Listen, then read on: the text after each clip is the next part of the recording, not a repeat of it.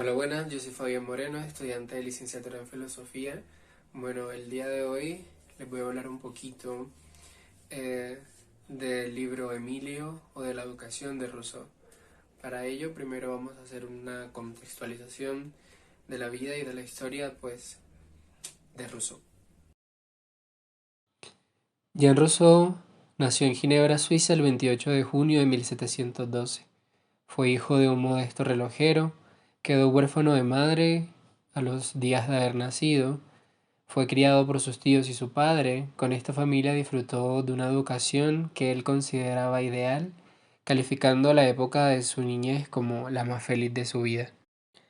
Rousseau fue un filósofo que dejó un grandioso aporte a la sociedad y a la educación, en especial a la pedagogía, pues la revolucionó. Además, fue un compositor, escritor y músico, lo que lo convierte en un polifacético.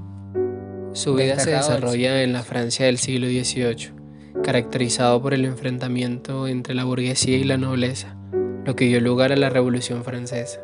En ese momento el poder y los privilegios recaen en los monarcas absolutos, ahora bien, la aristocracia. Y haber escuchado un poquito sobre la contextualización de la vida de Rousseau. Emilio de la Educación fue escrito por Rousseau en 1762, cuando Rousseau apenas tenía 50 años de edad.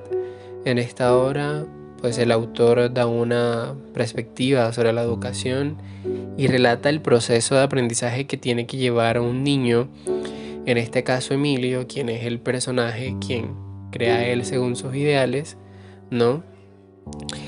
Él mismo, Rousseau, en esta obra se interpreta como el maestro que ha de guiar a Emilio en su aprendizaje.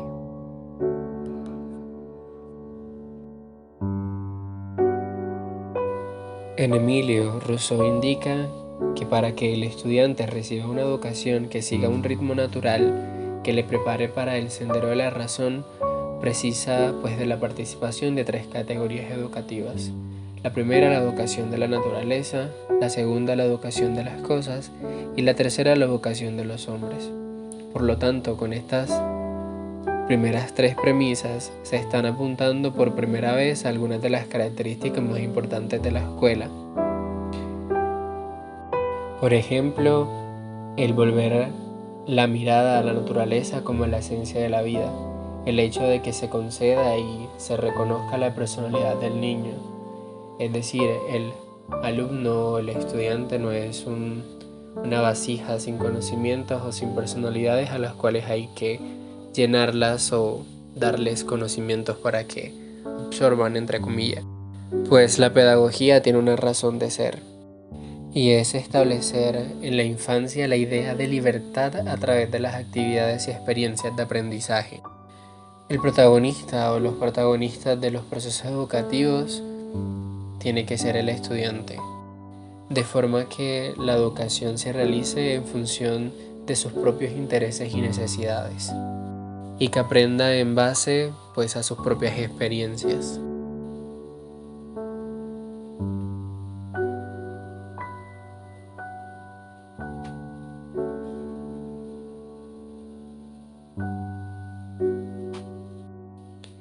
El propósito de la educación debía o debe estar basado en los intereses de los mismos estudiantes, por su curiosidad, por su disposición interior hacia determinados aspectos del conocimiento, los cuales han de ser canalizados y debidamente desarrollados de forma que despunten las habilidades y capacidades innatas de cada uno de ellos.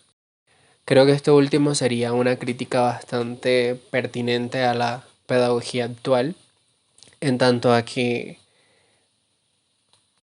los niños y las niñas necesitan ser potencializados a lo que son buenos, crearles, desarrollarles los espacios necesarios para que ellos puedan evolucionar en eso en los que son buenos. Si unos son buenos en matemática, meterlos en clases avanzadas de matemática. Si son buenos en arte, en arte.